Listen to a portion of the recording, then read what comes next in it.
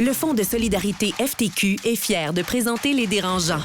Que vous souhaitiez devenir les premiers, les meilleurs ou les plus grands sur le marché, on prête main forte à des entreprises aux quatre coins du Québec. Au fond, on fait plus qu'investir. On s'investit dans vos projets. Visitez le fonds ftq.com/entreprise. Alors, super content de débuter cette nouvelle saison des Dérangeants, donc la saison numéro 7, avec mon nouvel acolyte qui vient juste de nous rejoindre, Philippe Lamarre de chez Urbania. Comment vas-tu, Phil? Ça va très bien. Merci, Dominique, de m'accueillir. Ça me fait plaisir de briser la glace avec toi. Oui, notre premier épisode et pas le moindre. Je pense qu'on commence aujourd'hui avec une personnalité extrêmement connue du monde entrepreneurial au Québec, mais qui a un petit peu disparu du radar dans les derniers mois, suite en fait à la fin de son aventure entrepreneuriale avec Cookit. Donc, on reçoit aujourd'hui Judith Fetzer, fondatrice de Cookit. Aujourd'hui, peut-être à la recherche d'un emploi, on en parlera avec elle, mais qui a été une entrepreneure quand même qu'on a vu un peu partout dans les médias, qui a gagné je ne sais plus combien de prix, un après l'autre. Elle remportait, je pense, tous les prix de femmes d'affaires, elle les a gagnés, mais même tous les prix d'entrepreneurs, jeunes entrepreneurs et d'autres, définitivement, elle les a raflés. Ça va être une entrevue intéressante, je pense assez profonde, parce qu'on passe autant d'un très, très haut, avoir atteint 60 millions de dollars de ventes, c'est assez rare au Québec, jusqu'à la fin de l'aventure, un petit peu post-pandémique, comme bien des entreprises. Qu'est-ce que tu as envie aujourd'hui d'aller chercher dans cette entrevue-là, Phil? Mais moi, écoute, la première fois que j'ai rencontré Judith, c'était une couple d'années. On avait été invité à un congrès sur l'entrepreneuriat à Saint-Hyacinthe. Et puis, je l'avais vu, c'est une fille énergique qui était grimpée sur scène, qui avait volé le show. Puis, c'est ça, entre justement être sur le haut de la vague, puis après ça, justement, vendre ton entreprise après avoir vécu toutes les émotions, toute la gamme d'émotions. Mais je veux savoir, elle est rendue aujourd'hui, de quoi elle a envie, qu'est-ce qu'elle a retenu comme leçon. Puis qu'est-ce qu'elle a envie de bâtir après? Parce que moi, je pense pas qu'elle cherche une job, je pense qu'elle cherche un projet ou un prochain défi. Définitivement, je pense que c'est souvent ce qui arrive quand on a des échecs. Puis c'était une bonne question que tu me posais avant qu'on commence le podcast. Tu me dis, Dominique, est-ce que c'est un échec? Puis je pense que ce sera une question à poser à Judith parce que définitivement, on peut voir ça comme un apprentissage. Hein. Souvent, on dit en entrepreneuriat que l'échec, c'est de l'apprentissage puis on sera meilleur dans le prochain. Mais définitivement, c'est sûr que l'image qu'on voit dans les médias, c'est un peu celui-là de l'échec puis un peu de la honte qu'on essaye souvent de se faire porter quand malheureusement on a échoué. Puis moi, j'ai souvent à dire que la différence entre les entrepreneurs et les autres, c'est qu'au minimum, on essaie de faire quelque chose. Et parfois, ça finit en échec. C'est un petit peu ce qui s'est passé avec Judith. Puis on apprend plus des échecs que des succès dans la vie. Fait que j'ai hâte d'apprendre de Judith.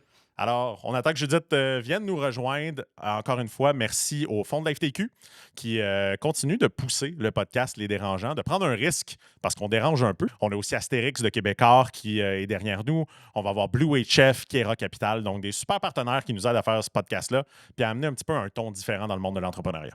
Let's go. À tout de suite. Ils font le tour du monde. Signent de gros contrats. Écœurent pas mal de monde. Et nous raconte tout ça. Voici Les Dérangeants. Alors, super content d'accueillir, on vient juste de le dire, Judith Fetzer, qui avait un petit peu disparu dans les derniers mois. Mais quand j'ai vu ton coming out, et je trouve que c'était quand même un peu coming out. C'était pas un coming out, ça, je pense que c'était un peu plus tôt, mais que tu es revenu dans les médias sociaux, hein, parce que tu étais très, très présente avant sur les médias sociaux, tu es disparu. Tu es revenu. J'avoue que quand j'ai écrit à Judith pour lui demander de venir faire le premier épisode des Dérangeants, Phil, je pensais qu'elle allait refuser. Ah! J'étais presque convaincu parce que, évidemment, parler de ce qu'on va parler aujourd'hui, c'est pas facile. Moi, ça m'a pris des années, je pense, à accepter justement de parler d'échecs, parler de faillite, parler de tout perdre parce que la honte entrepreneuriale, on se la fait ressentir quand ça arrive. Et je sais que je me rappelle, j'avais écrit un billet de blog et Judith m'avait envoyé un petit texto en disant « Hey, tu m'attaques » ou quelque chose comme ça. J'ai toujours eu des opinions assez fermes. Je pense que tu as toujours apprécié cette partie-là. On s'est toujours respecté, mais je trouve qu'il y a du courage énormément. Puis je tiens à le souligner, Judith m'a mis des conditions pour venir à notre podcast. Elle a dit « Je veux pas une entrevue facile. Je veux pas une entrevue complaisante. » Et je pense que c'est encore plus à ton honneur d'accepter d'aller un petit peu plus deep peut-être qu'il y a énormément de podcasts qui vont rester dans le côté un peu flamboyant. Puis je pense qu'on a tous vécu un petit peu ce côté-là, le star system entrepreneurial, d'aller un petit peu plus profond là-dedans. Fait que bienvenue. C'est un retour parce que tu avais fait le podcast Les Dérangeants. Phil a écouté l'épisode. Ça fait peut-être quoi, 5 ans?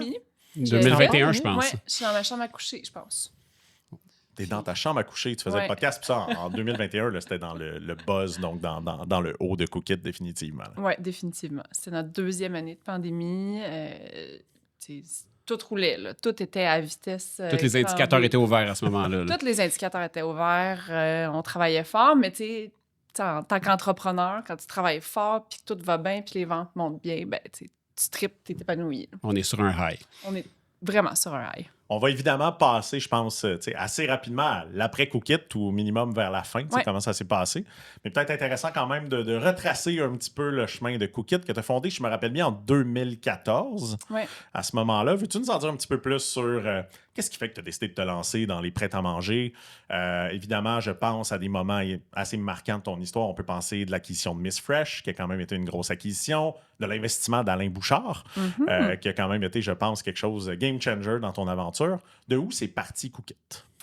Ben, en fait, moi, ça faisait plusieurs années que j'aidais des gens à partir des business. Et à un moment donné, je me sentais prête de lancer la mienne. Et Cookit, c'est vraiment... c'est un mix de ce que j'aime le plus faire dans la vie. Donc, j'étais une fille qui avait travaillé dans l'hôtellerie, dans la restauration quand même pendant une dizaine d'années auparavant. Et là, dans les dernières années avant le lancement de Cookit, le e-commerce commençait et moi, je venais de commencer à me spécialiser. Ça faisait 2-3 ans que je commençais à apprendre les bases. Donc, c'était vraiment de merger les deux ensemble. Puis moi, à ce moment-là, mon idée, c'était, si on pouvait juste aller sur le site de Ricardo, regarder les recettes, puis les télécharger, puis les recevoir chez nous, ça serait donc bien parfait. Puis c'est un peu comme ça qu'est né Cookit, là. Tu été la première au Canada à lancer un produit comme ça. Hein? Oui, la première. Puis souvent, on l'oublie. Parce que je sais qu'il y a beaucoup de gens qui pensent que Good Food était le premier, c'est parce qu'ils sont devenus une entreprise publique. Puis évidemment, on a beaucoup entendu parler, mais définitivement, être le premier, c'est pas facile non plus. Ça a-tu rapidement bien fonctionné, Cookit? Parce qu'on a vu le succès, mais on a l'impression que du jour au lendemain, que ça faisait des dizaines de millions de dollars, puis c'était merveilleux. Mais ça a-tu quand même pris du temps? Bien, ça a quand même été rapide, même si dans mes souliers à moi, j'ai tout le temps trouvé ça un peu trop long, mettons. Donc, la première année, on a fait 92 000 de chiffre d'affaires. De chiffre d'affaires, là, pas de profit, là, de chiffre d'affaires. J'ai pas été... je me suis pas versée de salaire pendant les 3-4 premières années. On était vraiment une petite équipe réduite pour les premières années. Mais quand même... À chaque année, on a réussi à tripler la business. Fait que, on est passé de 100 000 à 300 000, à 900 000, à 3 millions, à 9 millions, etc., 30, 60. Fait que ça a quand même été une croissance assez exponentielle quand même qui s'est échelonnée sur 8 ans. Là. Puis, on a fait de la croissance grâce à, justement, on faisait beaucoup de marketing. Justement, moi, j'étais très présente. On faisait beaucoup de marketing de terrain, Cookit. On essayait vraiment de s'ancrer le plus possible dans la culture populaire. Et après ça, l'autre axe de croissance, c'était vraiment la diversification. Donc, on est parti pour le prêt à cuisiner seulement, mais on voyait que quand on rajoutait des produits, sans essayer de vouloir devenir une épicerie, parce que ça n'a jamais été l'ambition, mais de faire venir une expérience à nos clients. Mais on voyait qu'ils restaient plus longtemps et qu'ils étaient plus fidèles. Donc, on voulait se diversifier. Et le troisième axe de croissance, ça a été de faire des acquisitions. On en a fait 4 dans l'espace de quand même... de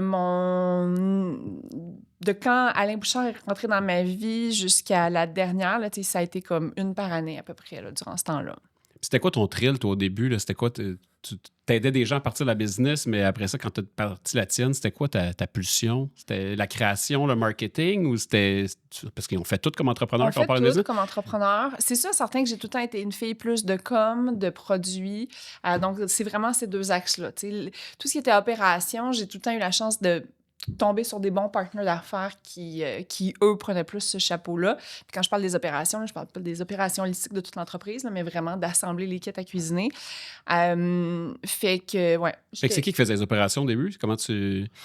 Au début, c'était mon meilleur ami Thomas qui s'est lancé dans Cookit avec moi. On venait tous les deux de la restauration. Puis c'était mon chum Pat, mon ex-Pat, qui nous montait des affaires sur Excel pour qu'après ça, on puisse convertir ça dans quelque chose qui faisait du sens. Et Thomas s'est occupé des opérations au début. J'ai un autre associé, Paul, qui est rentré assez rapidement dans l'histoire de Cookit. Après 6 mois, 9 mois. C'est parce que, moi, je suis tombée enceinte très rapidement aussi. Là. Cookit est arrivé, puis 3 mois plus tard, j'étais enceinte. Fait que ça a été... il y avait un employé chez Cookit, là. Fait que quand je me disais, je veux un congé de maternité, on fait ça comment? Quand il y a un employé, tu sais. Et Paul est rentré dans Cookit à ce moment-là, il a investi. Puis là, à ce moment-là, on était 2, là. Tu sais, il y avait eu des frictions avec Thomas, donc on s'était comme séparés initialement. Pat n'était jamais venu à temps plein. Donc, Paul est vraiment rentré. Et c'est ça. Donc... Je pense que c'est la première fois que j'entends parler de Paul. Paul, étais-tu encore actionnaire jusqu'à la fin de l'histoire de Cookit? Oui. De son Donc, t'étais surnom, vraiment l'image. pas le fun. Donc, t'étais vraiment l'image. Parce que c'est vrai qu'on a toujours associé, évidemment, ton image à Cookit, mais très, très peu les autres personnes autour de Cookit. Oui, effectivement. Donc, il y avait qui? Il y avait Paul, il y avait toi. Dans mes grands partenaires d'affaires, il y en a quand même une couple. Là, mettons, dans l'acquisition de Cuisto, qui était la première, qui était plus un merge de deux petites entreprises qui allient leurs forces ensemble pour essayer de mieux s'en sortir. J'ai eu un partenaire, Alex Caron, qui est rendu chez PME Montréal aujourd'hui. Et après ça, j'ai eu quand même... j'étais allée chercher un gars, Elic, un CTO, qui est venu... Puisque avant qu'Elic rentre dans Cookit, c'était pas une vraie entreprise de e-com. Nous, on s'était installés en haut des bureaux de Frank & Oak pour aller chercher de la main-d'œuvre. On se disait, on est Par osmose. Exact, c'est une bonne Avez-vous stratégie. dit le mot osmose en même temps? Ouais. Je pense que oui. Oh my God. Ces petits Ben doigts, là- je sais pas. Ça, Là, je viens de vivre un moment. ouais, là. quand même. On est alignés, moi, puis Phil. Exact. Les frères Notre cosmiques. premier épisode en plus. Ouais. Hey. Épisode. Ça Bon. clé. OK. Puis tu sais, si on va un peu fast-forward, je sais que la pandémie, ça a été l'euphorie. Là. Je me rappelle, je te voyais faire des posts sur les réseaux sociaux, dire on embauche, je ne me rappelle plus, c'était 30 personnes, 40 personnes par jour. Tu me disais que ça rentrait à la pelletée. Je fais partie des clients Cookit de la pandémie. Puis je pense qu'il y en a eu beaucoup, des clients Cookit de la pandémie de j'adore cuisiner, fait que j'avais encore envie de cuisiner, mais j'ai pas le goût de me faire chier d'aller à l'épicerie puis de porter un masque. Fait que je commande du Cookit. Évidemment, je fais aussi partie de tous les clients qui ont abandonné Cookit. Désolé, Judith. À la sortie de la pandémie. C'est de ta faute! C'est de ma faute. J'ai définitivement Je suis contribué. coupable depuis 6 mois. J'ai définitivement contribué. Puis je l'ai vécu. On va en parler un peu après. Moi, j'avais investi aussi dans une entreprise durant la pandémie qui s'appelait Rose Bouddha, qui est aujourd'hui Rose Boréal, qui ont fait un rebrand. On avait vécu la même chose. On avait vécu l'euphorie de dire hey, tout le monde s'habille en Il y a legging. beaucoup de gens qui ont vécu ça. Là. J'ai écouté justement un podcast hier et il semblerait que 50% de tous les e-commerce brands ont fait faillite dans les dernières 3 années. 50%, 1 sur 2. Le lendemain de veille pandémique. Là. Le lendemain de veille, assez... Oui. Ben, post-pandémique et aussi post-investissement massif là, de capitaux des venture capitalists. Là. J'imagine que cette référence-là, ça fait partie au marché nord-américain au complet. Oui, là. Ouais, exactement. c'est Exactement. ça. Toutes les BarkBox, tout name it, là, tout le monde est allé chercher du capital. Puis, C'est fou. Mais raconte-nous donc le high, justement, de la pandémie, quand tu as vu les chiffres commencer à monter de façon vertigineuse. Là, comment tu as vécu ça? Ouais.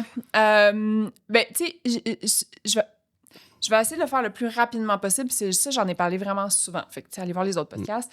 Mais Tu fais pas de la promotion des concurrents. allez voir le podcast des dérangeants de l'année passée, il y a 3 ans.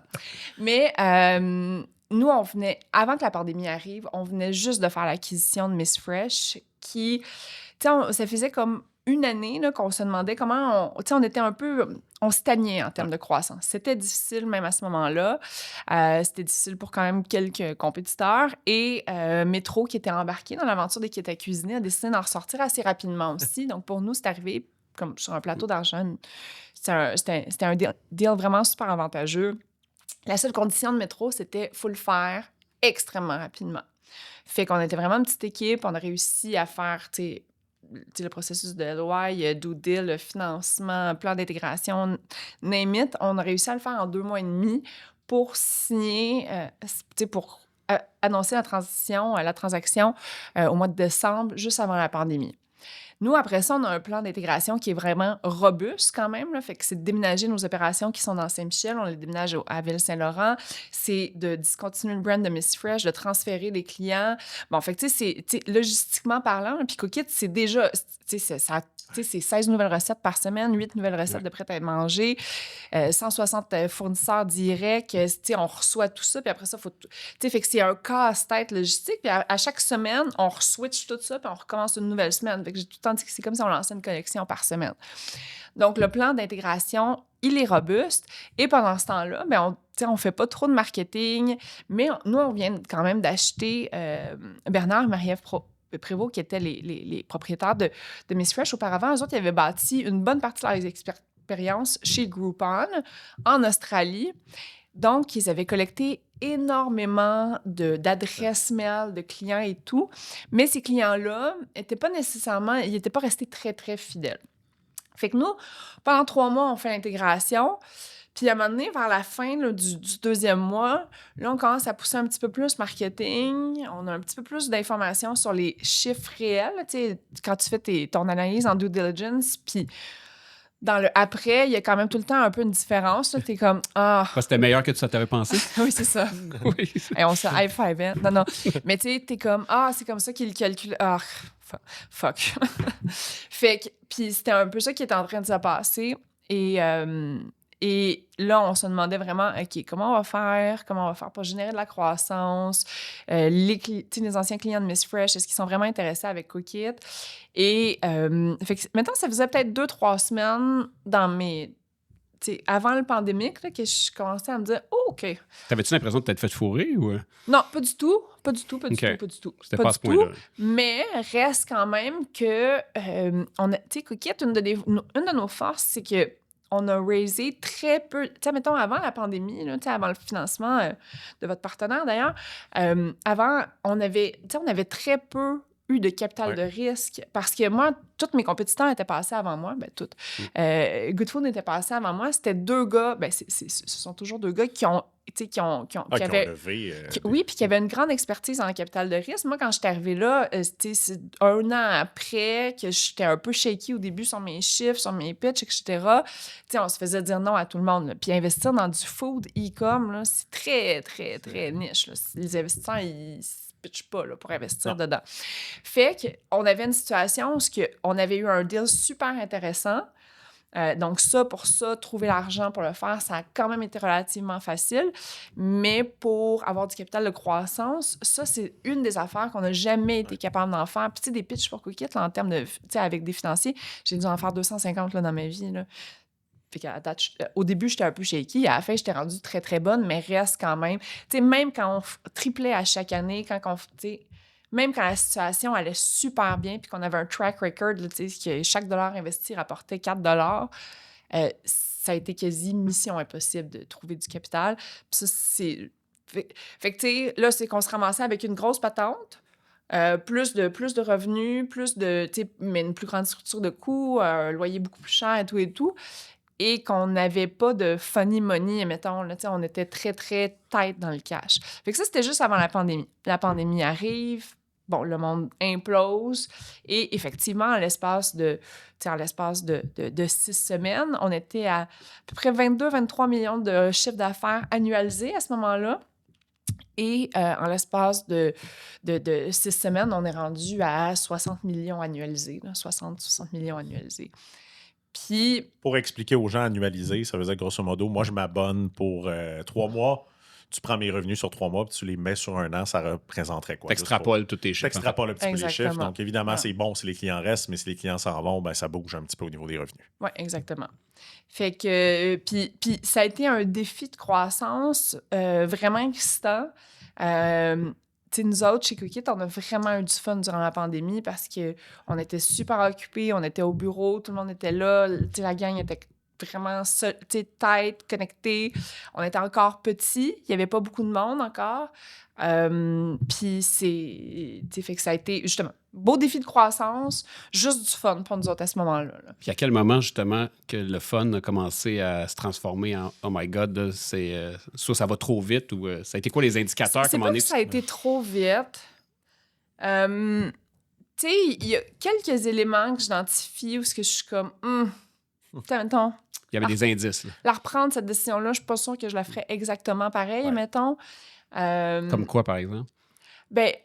Comme... nous, on avait tout le temps été, justement, super lean en termes de dépenses. Ça faisait partie de la culture d'entreprise. On faisait des grandes choses avec pas beaucoup de moyens. Puis ça faisait beaucoup de sens dans le modèle d'affaires de Cookit. Et là, soudainement, on est comme devenu riche. Dans le sens que, mettons, pas moi personnellement, mais à un moment donné, c'est comme... moi, je me disais... ben OK, l'argent coule, là, tu sais, c'est comme, tu sais, on printait de l'argent, c'était vraiment le fun, comme, tu sais, puis à ce moment-là, c'est ça, on avait, tu sais, on s'est rendu à 60 millions rapidement, mais on n'avait pas vraiment scalé les dépenses, on n'avait pas scalé le payroll, on n'avait pas scalé les investissements et tout, fait que cette période-là... T'étais cash flow positive, là. Ah puis- là, ça allait extrêmement bien, puis ce qu'on se disait, c'est qu'on se disait... Bon, on triple à chaque année, parce que c'était quand même ça, le Cookit, c'était 8 ans qu'on triplait à chaque année, qu'on avait exactement les mêmes metrics, que ce soit en termes de coût d'acquisition. La marge, on réussit à la faire augmenter de 1 ou 2 % par année. Puis en termes de rétention des clients, nos clients en moyenne, since inception, ils dépensaient 1 200 $ de LTV. Ça, ces chiffres-là, moi, ça faisait 8 ans que je les voyais comme année après année. Ils bougeaient pas. Puis ils bougeaient pas. C'était exactement... Puis on analysait le data tout le temps, là. Et t'étais-tu dans un mode, genre, je vais être rendu à 1 milliard dans 3 ans? Ben, c'était difficile de pas penser ça. Puis, admettons, moi, en tant qu'humain, à ce moment-là, moi, je pense que je suis Dieu, là, tu sais. Je pense que tout ce que je touche, ça se transforme en or. Fait que, tu sais, déjà que j'ai pas une grande notion du risque, admettons, que le risque, c'est pas un tiroir qui existe dans ma tête, admettons. Il existe peut-être un petit peu plus, mais mettons, avant de lancer Cookit, pendant ce temps-là, il n'existe pas, là, cette notion de risque-là. Puis, ben c'est ça, moi, je suis mi-danse, là. C'est comme, parfait. Puis tu sais, je pense que Phil, tu l'as dit un peu, parce qu'on a réécouté l'épisode que tu as fait, tu sais, des dérangeants, puis je sais pas si tu l'as déjà réécouté. Non. Tu sais, la vie a vraiment l'air YOLO. Puis la réalité, là, t'es comme, moi, j'aime ça me lever tard. On a l'impression que d'être la CEO de Cookit, c'est une partie de plaisir. C'est vraiment que ça. Puis tu l'as encore dit un petit peu.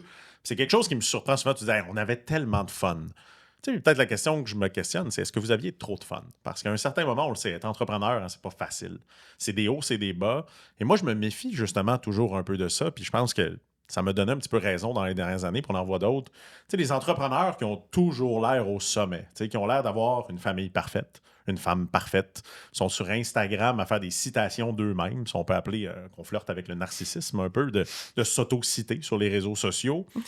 Puis tu te dis, hey, il n'y a jamais rien. C'est comme, tu sais, moi-même, si je pense peut-être que je deviens jaloux, parce que ça m'énerve, parce que je fais, OK, moi j'ai un petit surpoids, je me chicane à la maison, je suis stressé, on a de la misère à faire la paye. Puis là, tu vois ces gens-là. Ces gens-là que tout est toujours beau. Puis pour moi, effectivement, quand je me rappelle, je te suivais, puis j'étais comme, wow, son chalet, je suis pas capable de me payer ça. Ça a donc l'air magnifique.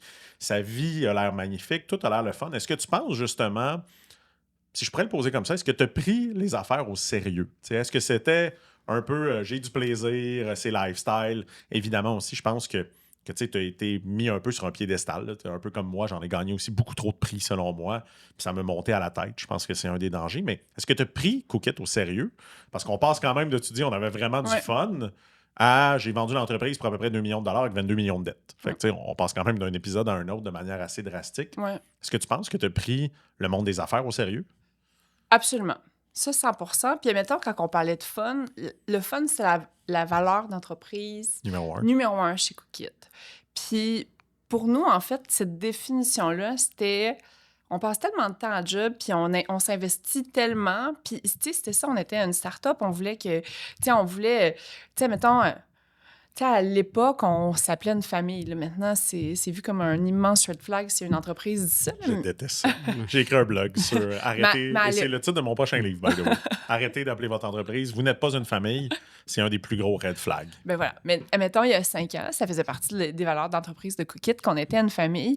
Fait que le thinking derrière, on a du fun, c'est parce qu'on apprenait des tonnes de choses, on travaillait fort. Puis justement, on faisait tellement des grandes choses avec pas beaucoup d'affaires. Fait qu'on était, on était spread. Puis ça, je pense que justement, ça a été très formateur, mais comme, toute la gang, là, c'était ça qu'on faisait tout le temps. C'était de travailler très, très fort, puis de s'investir, puis de, comme, Cookit prenait énormément de place dans nos vies à tout le monde, même pour un employé qui faisait pas nécessairement partie de l'actionnariat, mettons. Mais tu sais, c'est drôle que tu dises ça, parce que, mettons, moi, j'ai tout le temps eu l'impression que, tu sais, mettons, 2-3 ans tu sais, ça fait 2-3 ans, mettons, que j'ai arrêté de publier du contenu sur les médias sociaux. Mais avant, je m'en servais vraiment comme un journal intime pour parler des hauts, des bas. Puis moi, justement, j'avais l'impression que j'étais tout le temps en train de me plaindre de ces médias sociaux, en train de dire qu'est-ce qui allait pas, qu'est-ce qui était pas correct, qu'est-ce que ceci, qu'est-ce que ça, que je trouvais ça donc bien tough, si, ça. Tu sais, admettons, tu sais, de passer de 0 à 60. Tu sais, mettons, la première année où on fait 92 000 de chiffre d'affaires, puis que, tu sais, on fait tout, là, tu sais, c'est comme... C'est difficile de prendre ça à la légère, là, quand c'est toi qui fais la livraison, qui publie les menus, qui fait le service à la clientèle pendant que... Tu sais, fait que... Je pense que... Tu sais, parce que, mettons, je pense que j'ai pas l'impression qu'on l'a pris trop pour du fun. Est-ce que j'aurais dû plus... Parce que je le savais que tu voulais aller là. Est-ce que j'aurais dû plus, comme... élaguer beaucoup plus de choses. Mais tu sais, genre comme Cookette a pris 85% de ma vie durant 11 ans. Fait qu'à un moment donné, je suis comme... Tu sais, ça arrête quand, ça? Dans le sens que, tu sais, j'étais tout le temps partout. Tu sais, Cookette, c'est une business de B2C. Puis, justement, je me faisais un devoir. Ça faisait partie de la stratégie marketing que ma grosse face soit partout. Mais mettons, moi, en tant qu'humain, ça me prenait pas tant de temps que ça. Là, j'allais un après-midi à telle place, puis c'était comme un meeting, c'était comme aller prendre un café. Mon équipe marketing travaillait très fort en arrière pour multiplier ces opportunités-là, puis remplir des formulaires de concours, de ci, de ça. Mais c'est juste parce que ça faisait partie de la stratégie marketing. Tu sais, quand on regardait nos high-value clients, c'est 50% des gens qu'une des raisons, que la raison principale pourquoi ils commandaient avec Cookette, c'est parce qu'ils étaient comme conscientisés avec mon histoire, c'est parce qu'ils m'avaient entendu en conférence, c'est parce qu'ils avaient lu un article dans le journal, parce qu'ils m'avaient vu passer à telle place, puis ils étaient comme un peu embarqués dans l'histoire de Judith, mais que, tu sais, moi, ça faisait... J'en ai pas publié de contenu pendant 3 ou 4 ans, là, mais c'était comme mon équipe qui gérait ça. J'ai une super de bonne équipe de création de contenu qui le faisait sur le compte de Cookette, puis qui le faisait comme un peu vivre. Puis moi, ça arrivait sur mes plateformes. Puis, tu sais, tu vois, ça, moi, j'étais... Tu sais, j'étais pas tant confortable avec ça. C'est moi, quand justement j'utilisais les médias sociaux, c'était pour parler avec authenticité, c'était pour parler avec transparence. Puis là, soudainement, j'avais comme l'impression que j'étais comme devenue un peu un billboard où ce que, comme, avant d'arriver à quelque part, je savais exactement c'est quoi les messages de com qu'il fallait que je dise. Et tout était comme un peu scripté. Je répétais souvent la même chose un peu partout ce que j'allais. Fait que c'était plus authentique. Non. Mais tu sais, je pense que c'est difficile pour Judith de pas être authentique. Mais il y a eu une couple de fois même où j'étais comme... Mais je peux pas, tu sais, mettons, dans la dernière année, un des pires que j'ai fait, je pense, c'est l'entrevue... je fais comme un 22 minutes avec Gérald Filion pour une émission qui est diffusée à RDI. Là, je le sais que ça va pas bien chez Cookette, là, que tout est en train d'imploser, là. Puis je suis en train de me séparer. Puis là, tu sais, c'est un de ces matins, là, où tu t'es fait tes meetings, là, mais t'es tout le temps à, comme, un doigt, là, de genre... De brailler, puis... Puis là, il faut que tu ailles à la TV, mettre pendant ton sourire, puis jouer à la poster girl. Raconter l'histoire de ma vie, puis je regarde mes lignes de com, puis c'est que non, mais Cookette est en croissance, puis je suis genre, mais je peux pas... Comme... Mais tu l'as fait? Ben oui. Mais de toute façon, rendu à ce moment-là, cette journée-là, j'étais pas en mesure de challenger personne, là. J'étais genre comme... Mais c'est parce que ça faisait partie de la stratégie marketing de Cookette. Fait que... Mais tu sais, tantôt, tu disais qu'à un moment donné, tu étais sur un high puis tu avais l'impression que tout ce que tu touchais se transformait en or. Je pense que c'est ça le problème. Mais tu avais comme mentor Alain Bouchard à l'époque. Il a pas pété ta ballonne à un moment donné de dire hey, Parce qu'il y a quand même cette réputation-là d'être un homme dur, un homme direct. Il t'a pas ramené sur Terre à un moment donné? Ben, parce que c'est comme... Tu sais, je vous le dis comme ça, mais les décisions qu'on prenait, elles faisaient du sens. Tu sais, Cookette, là, c'était rendu une grosse patente, là, dans le sens que moi, mettons, Tu sais, je pense que 50% de ma job dans les 3 dernières années, c'était de faire de la gouvernance. Tu sais, on avait énormément d'investisseurs, conseil d'administration, tu sais, on faisait du reporting, tu sais, MD&A à chaque mois. J'aime bien MDMA. Oui, c'est ça. On va faire semblant que c'est un lapsus non prévu. On faisait de la MDMA tous les mois. C'est Non, peut-être mais ça. c'était pas C'est peut-être- très le fun. Pendant pour qu'on Kit, parle là. d'Alain Bouchard, j'imagine bien Alain Bouchard sur la MDMA. Ça tient à dire Oh que mon ce n'est pas Dieu. un scoop Avec du ici, Tiger on veut pas Bomb. de mise en demeure Avec d'Alain du Tiger Bouchard. Bomb pis tout. Ah, ça serait veut mon pas. rêve. Fait que, tu sais, il y avait comme... Puis, tu sais, il y a beaucoup de décisions. Fait que, mettons, je vais expliquer ce que je vais dire. Ce que je voulais dire tantôt. C'est que quand est arrivée la pandémie, puis que là, on s'est rassis, puis on a fait, OK, maintenant, on fait quoi? What's next? Tu sais, moi, le premier plan d'affaires que j'ai déposé chez Femmes et Sœurs, puis je leur ai dit, d'ici 5 ans, je vais faire 50 millions de chiffre d'affaires. Les dames chez Femmes et Sœurs m'ont dit, parfait, genre, c'est une craquée mentale, génial, ça va être parfait. Puis finalement, 7 ans plus tard, on était rendu exactement là. Fait que là, on avait fait comme, tu sais, ce qu'on avait déposé dans le premier plan d'affaires, verbatim, avait été complété. Puis là, c'était what's next, tu sais, c'est quoi tu sais, c'est quoi la prochaine planification stratégique? Et là, c'est là où on s'est dit, OK, ben le monde a changé pour toujours. Le e-com, c'est là pour rester. Les habitudes des consommations. Puis on a fait ce travail de planification stratégique en plein milieu d'une période qui est comme, tu sais, qu'on a... Qui était une anomalie, dans le fond. Exactement, qui est une anomalie. Fait que là, tu prends des grandes décisions stratégiques. T'extrapoles des données qui sont fausses. Exactement, sur quelque chose qu'on... Puis ça, nous autres, Mais tu sais, je vous mets au défi, là. Souvenez-vous qu'à l'époque, là, on se dit, les restaurants, ça va-tu même revenir? Tu sais, voyons, donc... Mais je me souviens qu'on a eu toutes ces réflexions-là collectivement. Fait que nous, on prend toutes ces grandes décisions-là. Fait qu'on se dit, parfait, tiens, on va bâtir notre usine de prêt-à-manger. C'est un segment dans lequel on a super gros, qu'on a énormément de la croissance. C'est un segment que les gens veulent.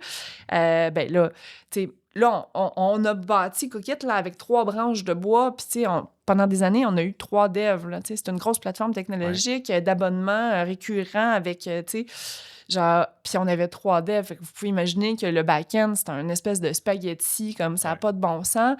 Tu sais, on utilise on utilise Excel encore pour bien des affaires. Là, on se dit, mais là, on a besoin d'un ERP. Tu sais, fait beaucoup d'affaires où ce que...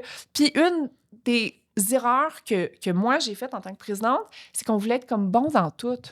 Ouais. Tu sais, on voulait être bon à RH, on voulait être bon en logistique, on voulait être bon... Fait que, tu sais, on dépassait comme un peu de l'argent un peu partout. Ça va vite. Mais ça va super Ça vite. va extrêmement Tu t'en rends vite. pas compte. Puis justement, moi, tu sais, c'était comme... Là, ça fait 8 ans, ça fait 7 ans qu'on galère. Là, on commence à avoir du fun, puis on commence à respirer.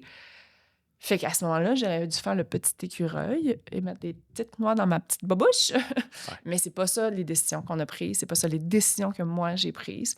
Fait que, tu sais... Y avait-tu du monde qui t'obstinait ou qui n'était pas d'accord avec toi puis qui t'ont challengé? Non, parce que même mettons, tu sais, le financement, les financements qu'on était allés chercher et tout, c'était sur ça, là. C'était sur ce plan de match-là.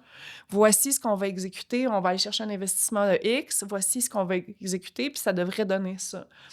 Fait que, mettons, tu sais, nous autres, on était à 60 millions de chiffre d'affaires. Si seulement ça se rendait comme à 90 millions d'ici les 3 prochaines années, everything made so much sense. Fait qu'on a commencé à déployer. Fait que là, on est passé de comme j'aimais vraiment beaucoup d'argent dans notre compte en banque à OK, ben là, on a un plan de match assez, tu sais, déployer un ERP, déployer de l'automatisation dans l'usine, déployer genre, tu sais, lancer une usine de prêt-à-manger, c'était des projets majeurs et significatifs. Oui, c'est ça, qui nous ont coûté 8 millions de dollars en tout et partout. Donc là, il faut que tu t'actives. Puis, tu sais, mettons, tous ces projets-là, là, l'ERP, je pense que je suis la seule personne que je connais qui a comme livré... Tu sais, on a livré les 2 premières phases du ERP, on time, on budget. Genre, ça s'est super bien passé. Le projet en soi est un succès. L'usine de prêt-à-manger, le projet en soi est un succès. Tu sais, fait que si on les prend toutes un peu comme ça, overall, ça va quand même relativement bien. Mais c'est juste que nous autres, pendant qu'on est en train de focusser sur livrer ce plan-là, ben ce qui se passe, c'est que la demande commence à chuter de l'autre bord, qu'on commence à avoir beaucoup plus de compétition, beaucoup de changements dans tout ce qui se passe dans le monde du e-com, comment tu vas chercher tes clients et tout et tout. Les coûts d'acquisition montent en flèche. Fait que historiquement, depuis 8 ans, ça fait 8 ans que je paye mes clients à 50 de coût d'acquisition, plus, mettons, 40-50$ en incentive. Puis là, je suis rendue à des coûts d'acquisition de 250-300$ par client, mais j'ai même pas de volume, là. Tu sais, fait que c'est même pas comme si, genre, OK, bon, moi, on paye 300$, mais on peut avoir une certaine vélocité. On paye 300$ par client, mais on en acquiert comme 20 par jour, là. Tu sais, même avant pandémie, avec des budgets de crève-fin, c'était 150 nouveaux clients qu'on welcomait à chaque jour. Puis tu l'as sûrement vécu, Phil, dans l'univers des médias. On a parlé du Facebook Gate, en fait, du Apple Gate. Je pense que c'est Apple qui ont instauré ça, qui a été très, très coûteux. Puis je suis d'accord sur un point avec Judith. Puis je pense qu'on vient d'un milieu. Je pense que tu as toujours été classique fondateur, lean, gère mes dépenses. Bootstrap all the way. Bootstrap profitable. Ouais. Moi, mon premier échec entrepreneurial vient, entre autres, de ma participation à l'école d'entrepreneurship de Beauce. Je me rappelle, tu allais à l'école d'entrepreneurship, moi j'étais dans la C4, la première cohorte, c'était une école, sincèrement, ça ressemble à une secte à un certain moment. Là. Tu rentrais là, tu faisais le Mont Washington ensemble. Moi j'avais Bruni-Surin dans ma cohorte, j'avais Éric Bonneville, j'avais 24 ans, j'étais un petit cul. Puis à chaque cours, tu avais comme un entrepreneur à succès qui venait, des genres de Alain Bouchard. J'ai eu Aldo Ben Sadoun, Laurent Baudouin. Puis là, tu avais un cours justement sur les acquisitions. Puis là, il venait, puis la personne te disait comment ils ont fait 67 acquisitions. Puis comment ils sont devenus milliardaires en faisant 67 acquisitions. Puis quand ils en parlaient, ça avait tellement l'air facile. Ça avait tellement l'air logique de faire des acquisitions que moi, je revenais au bureau, crinqué comme un bon. Puis je disais à mon équipe, on va faire des acquisitions. C'est là qu'il faut aller. Après ça, c'était on va avoir besoin d'un CRM. Je ne savais même pas c'était quoi. Alors, besoin d'un CRM, ça a l'air. Il y a un conférencier qui est venu, il m'a dit qu'il y a mis un CRM, ça a tout changé. Je me suis ramassé, je pense, avec 12 consultants. Je me rappelle la BDC. C'était comme, on va te faire un prêt, mais avec ça, il faudrait bien que tu nous donnes 80 000 $ de consultation pour quelqu'un qui n'a jamais été entrepreneur et qui n'a pas fait la paye, qui va te dire comment faire. Et c'est vrai que que ça va vite. Tu passes d'une business bien ligne, profitable, moi aussi. C'était profitable, on était dans le service, fait qu'on vendait des heures. C'était dur de perdre de l'argent à ce moment-là, à wow, une machine à gaz, à avoir énormément de gens. Puis c'est vrai que ça peut aller extrêmement vite. Puis je trouve que c'est un message important pour les gens qui écoutent le podcast de faire attention. Parce qu'on n'en entend pas tant que ça. Oui, bien, je me suis... J'aime ça.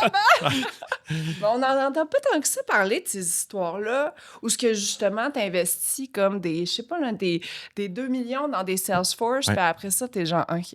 Puis ça l'arrête jamais. C'est que tu commences, puis ça l'arrête jamais, puis tu y vas.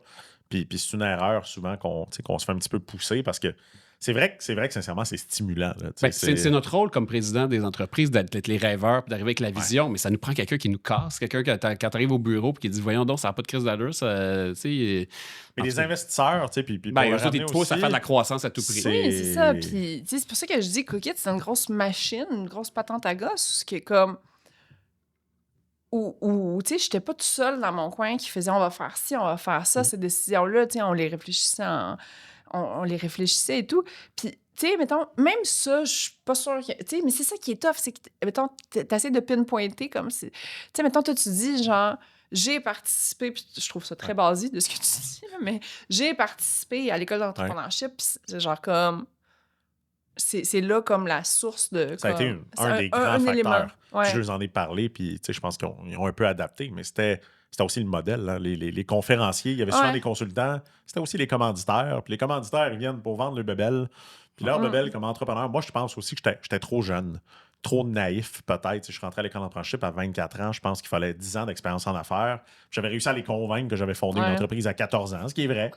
Mais tu sais, sincèrement, j'étais vraiment un petit cul. Moi, j'étais super impressionné. Là. J'étais comme, wow, j'étais avec Bruni-Surin. J'étais avec des adultes dans la salle. Puis ça a été... tu sais, je l'ai toujours dit à l'école qu'ils m'ont aidé, mais ils m'ont énormément ennuyé. Puis on va en parler tantôt aussi dans la honte. Tu sais, moi, quand ça a mal été, puis mal été, c'est vraiment le mot. Là. Moi, j'ai fait faillite personnelle, ce qui est beaucoup pire qu'une faillite d'entreprise. L'école m'a empêché de rentrer. En fait, ils m'ont refusé. Je voulais venir un séjour. J'ai pas réussi à faire un paiement à ce moment-là. Puis ils m'ont dit, désolé, tu n'as pas payé, tu peux pas venir. C'est une école d'entrepreneur. Une école, moi, ce refus-là, tu vois, je l'ai encore sur le cœur. C'est encore très difficile de passer au travers ça parce Attends que... un peu. Fait que t'as fait faillite avec ta business. J'avais pas encore fait faillite à ce moment-là. Donc, Fait que t'as fait une faillite personnelle avant Ouais, de faire... en fait, l'entreprise n'a jamais fait de faillite. Donc, tu sais, Ok. mon histoire rapide, parce que c'est pas mon podcast, mais je vais quand même en parler. Tu sais, Piranha, qui était une agence de publicité assez connue au Québec, on était à peu près 100 personnes, qui allait hyper croissance, un peu comme Judith, là. Tu sais, je gagnais des prix, j'étais poster boy, je donnais des conférences, je trouvais donc ça. Sincèrement, moi, je considère que j'avais trop de fun, puis que j'étais devenu narcissique. Tu sais, je frôlais énormément, parce qu'un peu comme toi... j'étais devenu très narcissique. Pareil, moi, tout touchait de l'or. Tantôt, t'as posé la question du quelque fun. part, puis c'était magnifique. Puis, tu sais, du jour au lendemain, en fait, moi, ça a été une fraude, là, qui est un des éléments importants. Fait qu'un détournement de fonds de plus d'1 million de dollars par une personne à l'interne de la compagnie. Fait que je passais de héros à zéro, tu sais, très, très rapidement.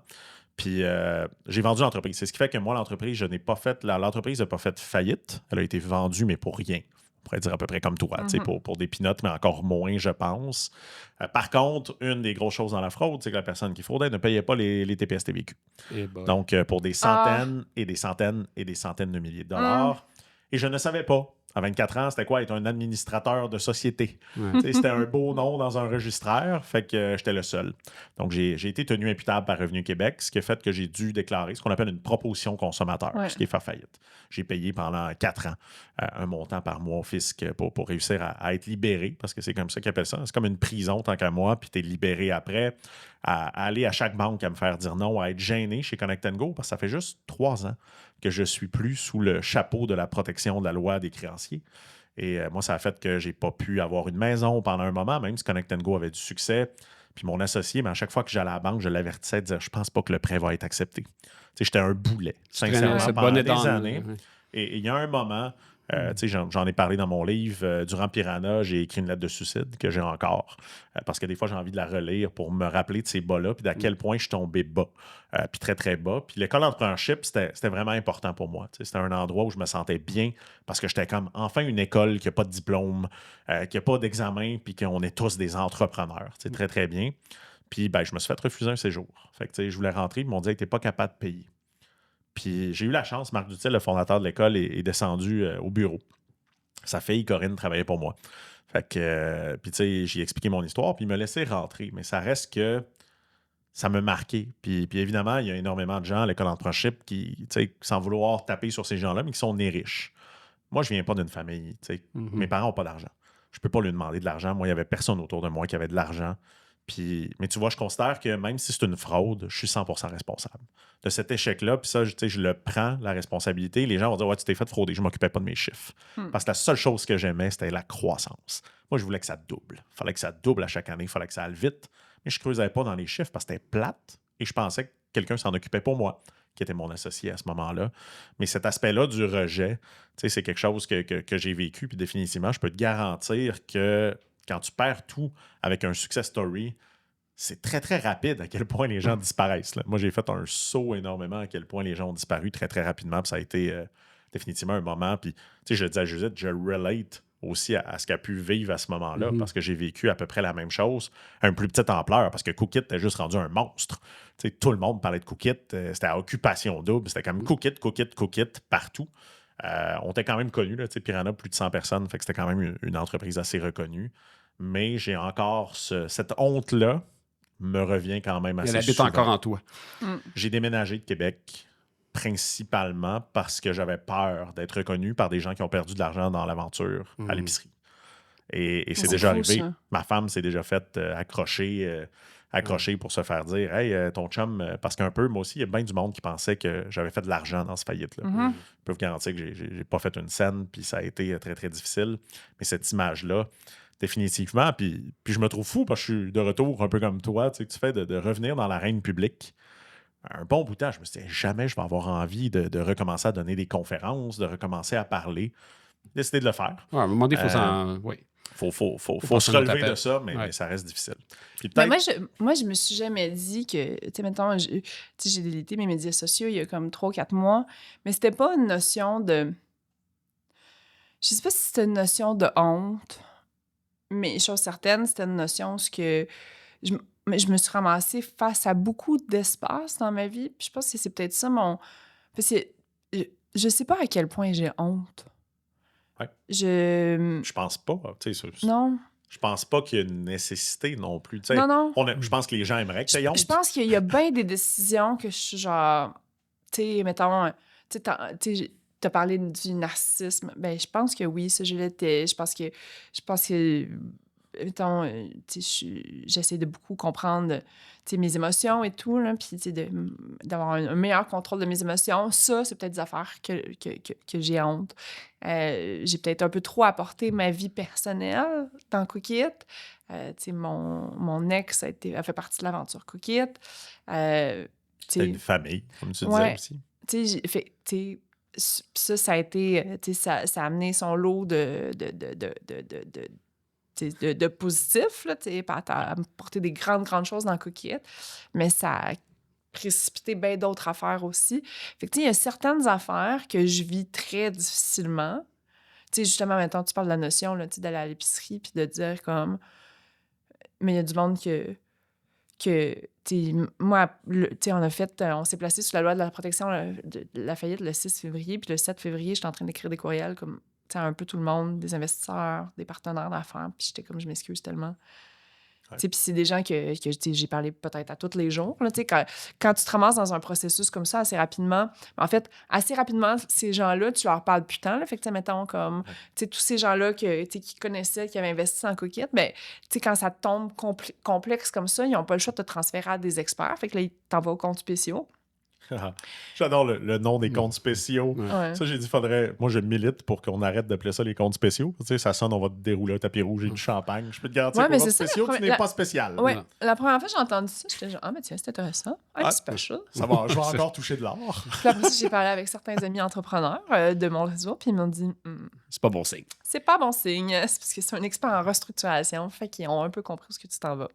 Fait que... Mais je veux te ramener un peu sur le moment où tu marchais sur l'eau, puis que tout allait bien, puis là, tu as ton nouveau plan, puis là, on attaque le marché. À quel moment tu t'es aperçu que ça allait plus? Là? Tu te souviens-tu du moment où tu regardes les chiffres, là, tu dis, OK, il y a quelque chose qui va pas, puis là, tu sais plus comment corriger la destinée? Ben, en fait, ma principale erreur que j'ai faite, c'est que le marché avait changé. Le marché avait changé. Le LTV était plus pareil, le coût d'acquisition, le lifetime value, donc ce que les clients dépensent en moyenne chez Cook It, le coût d'acquisition est plus pareil. Il y a bien des paramètres qui sont plus pareils. Et moi, ce que je continue à faire, c'est que je fais comme une moyenne. Tu sais, j'utilise pas mes tricks, mais mettons, je prends comme un trailing 12 months, mettons. Puis c'est comme ça qu'on fait nos chiffres. Peut-être un petit peu plus d'historique aussi. Puis ça fait en sorte que quand tu mets ça dans le budget, tu sais, t'es pas obligé de couper de temps, puis genre, it's gonna work. Mais sauf que ça, on a fait ça 3 fois. T'sais, en fait, on a fait 3 vagues de restructuration. Ouais. Quand l'erreur... Tu t'accroches au passé un peu en disant ça va Ben, revenir. tu dis, ben là, c'est juste temporaire, ça va revenir, mais ça revient pas, tu sais. Mais quand est-ce que tu as su que ça revenait pas? C'est quoi le moment où C'était tu dis... en septembre l'année passée, donc ça fait 1 an, jour pour jour. Comment tu as réagi ce jour-là? Mais en fait, nous, c'est parce que... Fait que c'est ça. Fait qu'en fait, on a fait 3 vagues de restructuration. Tu sais, la descente, elle a duré 2 ans. Et justement, tu sais, mettons, j'avais beaucoup de monde, des gens à qui je fais vraiment confiance dans la vie, aux entrepreneurs qui ont vécu des hauts et des bas, qui m'ont dit dès le début, tu sais, là, tu coupes, là, mais vas-y plus agressif. Mais moi, j'étais comme, ben non, tu sais, comme... Puis là, tu sais... Je veux protéger ma famille. Ben, pas juste je veux protéger ma famille, mais tu sais, on les a, les chiffres, là. Si on fait ça, tout va être correct. Fait qu'on va faire ça. Ouais. Fait que là, on faisait ça. Puis là, tu sais, mettons, quand tu fais de la restructuration à l'interne, ben la première partie que tu touches, c'est les gens, là. Ouais. Puis ça, peut te dire que comme c'est genre le truc avec lequel toi, tu vis le plus de honte, que c'est les décisions les plus désagréables, qui ont un impact sur toute l'entreprise au grand complet. Fait que ça, quand tu fais ça, là, mon conseil, là, assure-toi genre d'y aller plus agressivement que pas assez. Parce que pas assez, ça a fait en sorte qu'on est obligé de faire ça 3 fois. Imaginez le calvaire pour les gens qui travaillent là, pour nous, pour mes gestionnaires. Je me faisais un devoir là, de participer à ces rencontres-là, puis comme d'annoncer. Là. Ouais. Mais le monde, après ça braillait au bureau pendant 2 jours après, là. Puis là, fait que ça a fait en sorte que ça nous a mis comme... Tu sais, puis le storytelling est bien important dans la vie aussi, là. Fait que, tu sais, là, on est comme, non, mais on fait ça, mais après ça, comme tout le monde va faire ça, puis là, après ça, tout va être correct, guys. Là, tu le fais une fois. Tout ce que les projets, ce que tout le monde travaille dessus, ils n'ont pas nécessairement le succès, on n'atteint pas nécessairement les objectifs escomptés. Là, tu viens de donner un solide coup au storytelling. Les gens, ils te croient moins. Ils croient plus, là. Ouais. Mais là, refais ça une 2e fois, puis refais ça une 3e fois. Mais là, tu sais, c'est même, mettons, comme... Tu sais, dans la 3e vague de restructuration qu'on a faite, ça a été de dire bye à notre usine de prêt-à-manger qu'on venait de travailler dessus pendant 48 mois, qui fonctionnait finalement bien, mais qu'on perdait 100 000 $ par mois à cause. Parce que si on avait juste eu le prêt à cuisiner, une Cookit était rentable en masse, là. Mais en masse. Était un petit peu plus que break-even, admettons. Mais ce qui faisait en sorte qu'on était dans le rouge à chaque mois, c'était notre usine de prêt-à-manger. Là, tu as investi 3 millions. Puis le seul metrics de croissance que tu as, c'est dans ce segment-là. C'est tellement des décisions difficiles à prendre. Fait que c'est sûr, il y a certains que je me dis, ben, tu sais, Drew, tu aurais pu prendre la décision 1 an avant. Mais tu sais, je me dis, je sais pas comment... Je pense que c'est un bon apprentissage, là, définitivement. Tu sais, la job d'entrepreneur, c'est de prendre des décisions difficiles. Ouais. Je pense que la décision qu'on repousse le plus souvent comme entrepreneur, c'est de laisser aller des gens. Absolument. T'sais, moi, j'ai vécu l'antipode de Judith parce que moi, j'ai perdu 98% de mes revenus durant la pandémie. Parce que je faisais de l'événementiel à l'international. C'est comme 2 choses qui ont disparu là, durant la pandémie, bien vite.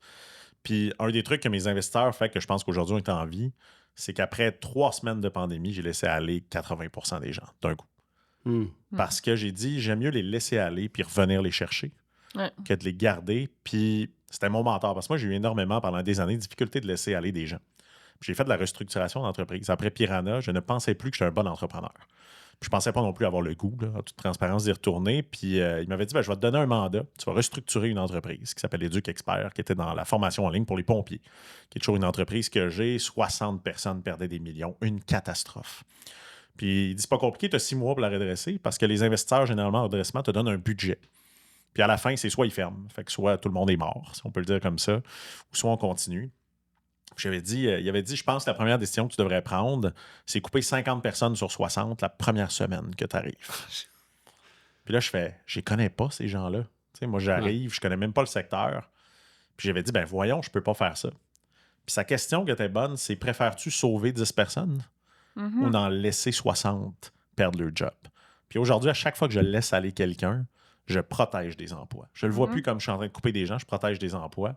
Parce que l'aspect d'avoir fait ça chez Connect & Go, on a sauvé la trésorerie qu'on avait besoin à ce moment-là. J'ai perdu des amis. Il y a des gens que j'ai laissés aller qui ne me parlent plus. À ce moment-là. C'est fou, ça. Non, mais puis, ça, c'est je triste, veux qu'on en parle. Mais c'est pour ça aussi que j'arrête de dire que c'est une... Tu sais, moi, la famille, moi, j'ai plus énormément de relations interpersonnelles avec les gens au bureau. On s'amuse au bureau. La culture, nous aussi, on a dans nos valeurs le plaisir. Mais au bureau, quand je reviens à la maison, on va pas souper ensemble, on mélange pas toutes nos vies parce que j'ai trop souvent perdu ça. Parce que c'est ça, c'était plus facile dans l'entreprise où tu connaissais pas les gens. C'est plus facile de laisser aller des gens avec qui tu n'as pas bâti, tu n'es pas à la guerre avec eux. Tu sais. Exact, mais on reste. Puis je pense que beaucoup d'entrepreneurs sont des gens très empathiques. On aime le monde. Il y a un point en commun. J'ai rarement vu des entrepreneurs qui font jaillir le monde. Non, puis notre rôle, c'est d'être aussi charismatique, c'est de l'aider les gens, c'est de leur dire on s'en va à la guerre ensemble. Fait que le jour où tu te retournes, tu te dis finalement. Ça reste des familles. Fait qu'aussi les 50, j'ai trouvé ça difficile. Mais cette entreprise-là, aujourd'hui, continue de rouler. Une quinzaine d'emplois, fait que 5 fois ce qu'elle faisait à 10 employés, fait 5 fois ce qu'elle faisait à 60. Parce qu'encore une fois, tu tombes sur l'efficacité opérationnelle. Fait que je pense que c'est un bon apprentissage de faire vite. Puis c'est peut-être la question, tu penses, c'est quoi qui fait? Parce que reste que Cookit, il y a plusieurs entreprises de prêt-à-manger. Je pense à WeCook, je pense à Good Food. Ils ont tous survécu. Ils ont tous réussi. Tu penses, c'est quoi les décisions qu'ils ont prises qui fait qu'eux ont réussi à traverser cette vague-là? Ils ont-tu eu plus de support? Ils ont-tu pris des décisions peut-être un peu plus drastiques que ceux-là que tu as pris? Parce que moi, je regardais et je disais, OK, il y en a plein, puis c'est principalement juste Cookit qui a comme éclosé, qui était aussi celle-là qui avait l'air d'aller le mieux, d'aller le plus positivement. Fait que je me dis, c'est-tu ce côté-là? On faisait des bons messages de com. Je pense que Good Food, on s'entend. Good Food en ont mangé toute une. En étant une entreprise publique, là, ils peuvent pas le cacher, eux autres. Fait que tu regardes les chiffres, je pense que tu n'as pas été la seule à voir la descente. Tu penses c'est quoi qui fait que ces entreprises-là, aujourd'hui, je pense que WeCook même est en croissance dans le prêt-à-manger de ce que j'ai entendu. Qu'est-ce qui fait, tu penses, que Cookit, c'est-tu vraiment cet aspect-là de dire que tu as trop tardé à prendre les décisions difficiles? Hey, tu m'en poses une bonne. Je... Tu sais, puis je veux pas me prononcer, mettons, sur ce que mes autres compétiteurs ont fait.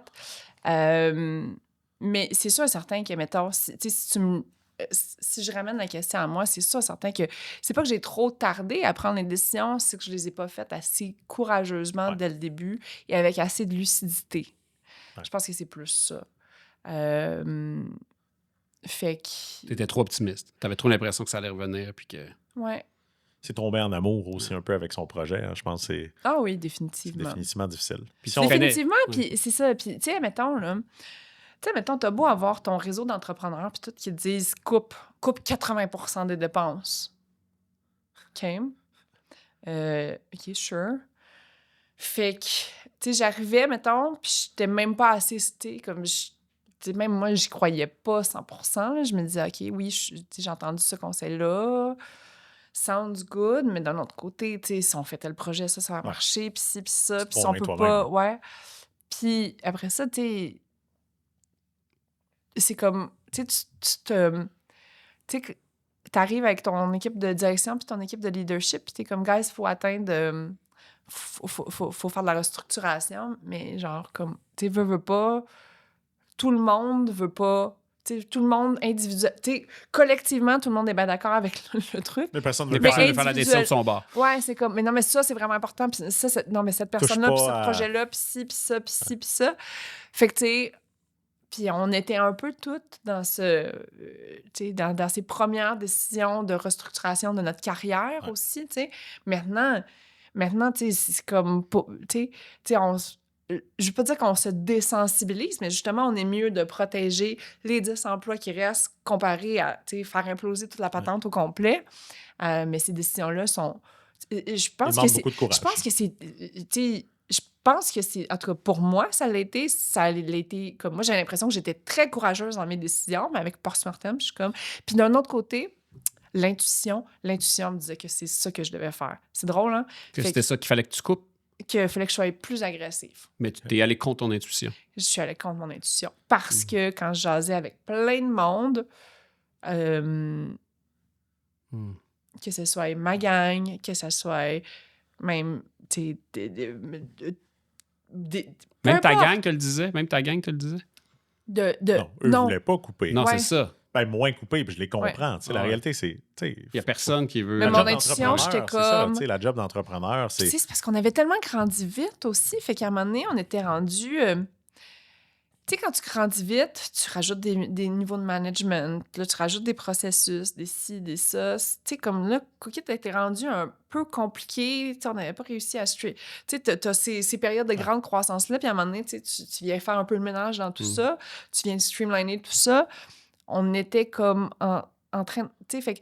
Mais mon intuition me disait, c'est pas ça, faut que tu fasses tout, faut que tu y ailles encore plus. Puis c'est pas ça que je faisais. Si on revient, on remonte un peu dans le temps de la journée dans laquelle tu as dit c'est fini. Il y a sûrement une journée où ça a sûrement été des semaines, là, si je me remémore mon truc, mais il y a eu donc la protection de la loi des créanciers qui a été une étape. Par la suite, il y a eu la vente de Cookit, parce que quand même, il faut le dire, ça a quand même été acheté. Donc, ça a ce qui a permis définitivement sûrement de sauver des emplois, etc. Donc, la vente de Cookit. T'avais-tu plus qu'une offre sur la table? Non. Non. Okay. En fait... Ça simplifie la décision.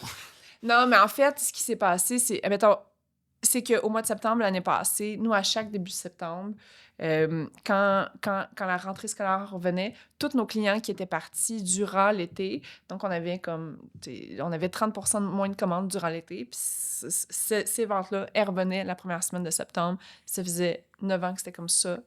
Et là, l'année passée, je ne sais pas si vous vous souvenez, mais on fait juste parler d'inflation alimentaire. Tout le monde est rendu à faire son épicerie chez Dollarama et tout. Et cette semaine-là, il n'y a rien qui revient, moi. Ton 30% a disparu. Là. Il est juste pas revenu. Ça revient plus. Fait que soudainement, tu sais, justement, on faisait un forecast à tous les mois pour voir... tu sais, on savait là, qu'on était tête sur le cash, là, mais techniquement, à ce moment-là, il nous restait assez d'argent pour ça en avril 2024. Ouais. Et là, quand on remet le forecast à jour avec ces nouveaux Ça chiffres-là, marche plus, là. c'est fin octobre. Puis fin octobre, on implose. C'est 60 jours. Ouais. Fait que là, c'est comme... Puis là, quand t'embarques dans cet univers-là, c'est tout un univers que... Si t'as pas passé par là, tu ne connais pas ça. La restructuration, c'est vraiment... C'est comme... C'est tout un nouveau lexique, tout est nouveau, là. C'est une école extraordinaire. C'est une école extraordinaire, vraiment. Puis j'ai eu la chance de rencontrer... Honnêtement, là, moi, je vais vous le dire, là, autant ça a été pas le fun, autant qu'à ce moment-là, je capote parce que là, je me rends compte, OK, j'ai bâti Cookit pendant 11 ans, puis je vais tout perdre. Ouais. Là, ça, c'est le premier constat. T'es comme, OK, je vois pas vraiment de façon que... Puis sur papier, tu as déjà été très riche. Ah, sur papier, j'ai déjà eu 30 millions dans mon compte en banque. Mais genre, quelqu'un m'a déjà dit, « It's not money until you can buy beer with it. » Effectivement. Fait que là, c'est de rencontrer des conseillers, si, ça. Là, justement, là, moi, je suis au téléphone à tous les jours avec toutes mes amies, ma nouvelle gang d'amis des comptes Je me rappelle, spéciaux. on s'est même parlé. Ouais, Tu vraiment. m'as écrit pour avoir des conseils. Ah puis, oui, mais là, j'essaie de puis parler à tout le monde, comme, tu sais, trouvez-moi quelqu'un qui va m'aider. Puis finalement, j'ai eu la chance de tomber sur une équipe d'advisors vraiment exceptionnelle. Guy Martel de chez Stikeman, puis Jean Gagnon de chez Stikeman. Ces gars-là m'ont vraiment... c'est eux autres qui m'ont aidé à passer à travers parce que ma santé... Tu sais, comme, c'est sûr que j'allais imploser. Là. Puis tu t'étais séparé un peu avant, je pense, non, en plus. là, on était comme... Revenu Ouais. Fait que, mettons, ça faisait comme 1 an là, que c'était comme... in and out. In and out, admettons. Ben, certains diraient plus longtemps que ça, là, mais mettons, disons 1 an. Fait que tu vivais ça en même temps que tu vivais l'implosion de la... Mais à ce moment-là, tu sais, c'est comme on the back burner. Tu sais, tu travailles juste ta business, tu travailles de 6h30. Si on se croise une fois de temps en temps, peut-être qu'on se chicanait pendant 15 minutes, mais tu sais, après ça revenait. C'est quand même intense. Ouais. Mais, ouais. Mais ça arrive souvent. Puis en fait, je dis ça, puis c'est tellement de la bullshit, là, puis non, ça prenait beaucoup de mon headspace. Genre, je me suis entendue, puis j'ai fait « Aïe, Jules, genre comme... » Non, mais c'est parce que c'est un moment... des phrases de comme, Judith. Oui, non. On est Non, pas- effectivement. C'est un moment où tu aurais eu besoin de retourner à la maison et d'avoir Ouais. un cocon. Ouais. là. Ouais. Puis... C'était pas le cas. Puis c'était pas le cas. Puis... Comment tu t'es senti, tu sais, le moment, parce que, tu sais, il y a eu le moment où tu t'es dit c'est fini. Au-delà de dire je vais tout perdre, tu sais, souvent on appelle notre entreprise son bébé. Moi, tu sais, j'ai vu beaucoup d'études, tu sais, oui, puis comme tu disais, là, 50% des gens achetaient Cookit à cause de toi. C'est aussi une pression énorme, je pense, là, de dire ce côté-là. Puis, tu t'es senti comment à ce moment-là? Parce que je sais, j'ai vu entre autres, là, puis dans mon livre, je parle de Marie-Christine qui était chez Tyzone, qui a vendu, puis qui est devenue alcoolique après la vente. Elle est devenue millionnaire. Elle, c'est un succès. Là. Ouais. En fait, j'ai plus de carte d'affaires. Je suis plus personne. On perd notre identité. Notre business, c'est notre identité. Puis, elle s'est mise à cacher de la vodka dans des boîtes de shampoing dans la douche, rechuter à 2 reprises, t'es allé à la maison Pelado. Mais tu sais, son histoire, j'étais comme elle. Je me dis, hey, c'est un succès, puis ça finit comme ça. Puis perdre ton identité. Parce que t'es Judith de Cookit, j'ai ri, parce que je t'ai demandé ton adresse, puis j'étais comme, t'as encore une adresse chef Cookit. .com. J'étais, OK, Judith, c'est Cookit. Comment t'as vécu ce moment-là? Quand, tu sais, durant... mettons, dans les derniers mois, là, avant qu'on atteigne la transaction, à un moment donné, je me suis assise, puis j'ai regardé comme c'était quoi les options que j'avais sur la table. Parce que moi, on était beau, on avait nos advisors, mais c'était pas pour faire nécessairement un processus de vente. Moi, je voulais plus essayer de racheter ma faillite, négocier avec mes créanciers, restructurer l'entreprise. C'était plus sur mon plan. Tu y croyais encore? Oui, jusqu'à la toute... En fait, jusqu'au mois de novembre. C'était du déni ou de l'optimisme? Bien, c'était sûrement un peu des deux. Puis finalement, c'est ça. Fait qu'on a travaillé. Puis, on s'est dit, en fait, durant ce processus-là, on s'est dit, on va on va mener tous les scénarios à terme. Puis on va voir à la fin si on a des options. Ça se peut qu'on n'en ait pas, là. Comme tu demandais, mettons, y a-tu eu plus qu'une offre? Oui, il y en a eu 2, mettons. Mais il y avait des chances qu'il n'y en ait pas aussi, que, peu importe. Là. Fait qu'on s'est dit, on va mener tous les scénarios de front. Puis moi, à ce moment-là, justement, j'avais encore l'espoir de trouver un nouveau partenaire financier qui me pourrait, on pourrait racheter Cookit et tout. On jasait avec nos partenaires financiers, on regardait avec Desjardins, avec FSTQ, qu'est-ce qui était possible de faire. Monsieur Bouchard, name it. Puis, je pense que j'ai continué à faire des pitchs à tous ces gens-là. À chaque semaine, c'était comme, OK, vous avez dit non, c'est sur ça la semaine passée. Si on fait ça, ça peut-tu marcher? Puis, une affaire, c'est que justement, quand on est... une des décisions dont je suis super fière, là, c'est que quand là, on a senti que, OK, là, parce qu'on a quand même, on était supposé de manquer de cash fin octobre, puis finalement, on a quand même amené la transaction jusqu'au 6 février. Puis c'est vraiment, c'est comme la gang de Gaulois, là, que je les appelle, là. On était rendus comme 10, tout le monde faisait tout. C'est sûr, certain que comme c'était, il y a eu des affaires qu'on a eues. Là, il n'y avait plus de fun. Ben, il y avait plus de fun. Oui, il y avait un purpose. Il y Ouais. avait un purpose. On voulait se rendre sauvait. à la fin. La On veut se rendre compagnie. à Il la fin. fallait trouver une solution. Fait que c'était pas du fun, mettons, mais il y avait un Une mission. purpose. Puis c'est ce que tu dis, là, quand tu vends ton entreprise, tu peux tomber sans purpose. Puis moi, durant ce temps-là, à un moment donné, je me suis dit, qu'est-ce que tu vas faire, Judith? Puis j'en suis arrivée à la conclusion. Puis tu sais, des fois, là, tu te fais comme des scénarios parce que tu as comme l'impression que tu as le choix, mais au final, j'ai zéro eu le choix, là, on s'entend. Là, c'était comme... C'était pas ta décision. C'était pas ma décision. Là. On a eu une bonne offre, puis on devait... une bonne offre, une meilleure Dans le offre. contexte. Une meilleure offre que moi, ce que j'aurais pu trouver de mon côté. Puis je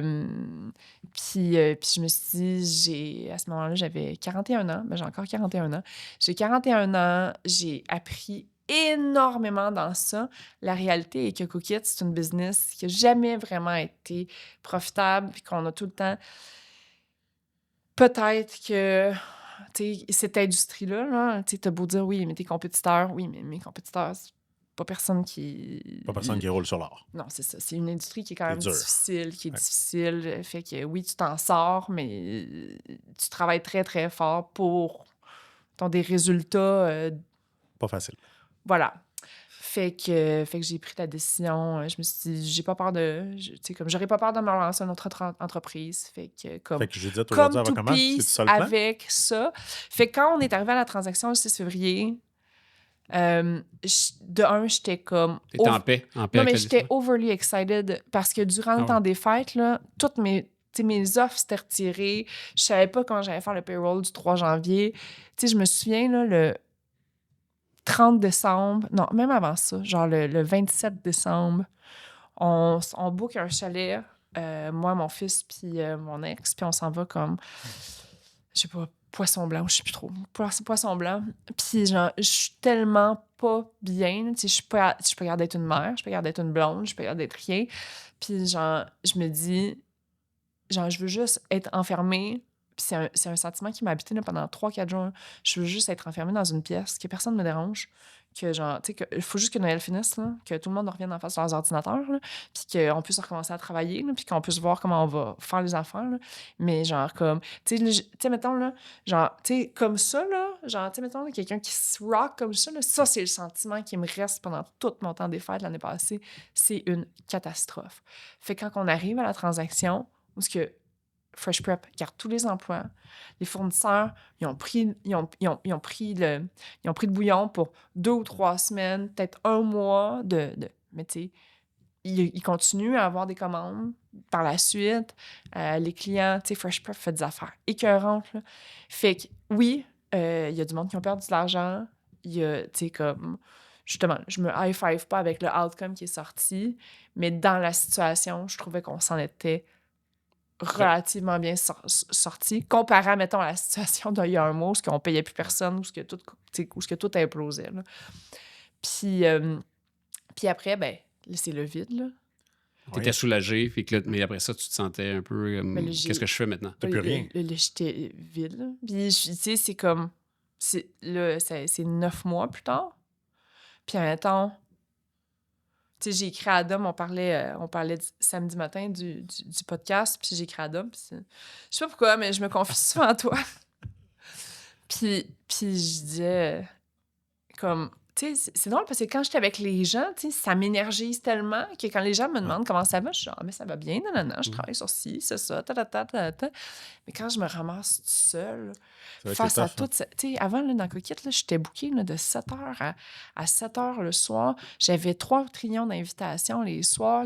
Hey, tu sais, attends, je peux te dire que j'ai pas été invitée à Coupe Rogers cette année? Mais oui, j'ai été invitée, mais c'était des amis. Mais tu sais, avant, il y avait des partenaires qui... T'es déjà chanceuse, tu sais, t'as peut-être pas... Moi, j'ai perdu la plupart de mes amis étaient investisseurs ou avaient pas, tu sais, étaient mes employés ou tout ça. Puis moi, même les amis ont tous disparu. Mais j'ai perdu mon meilleur ami, et mon chum dans cette histoire-là. Puis comme...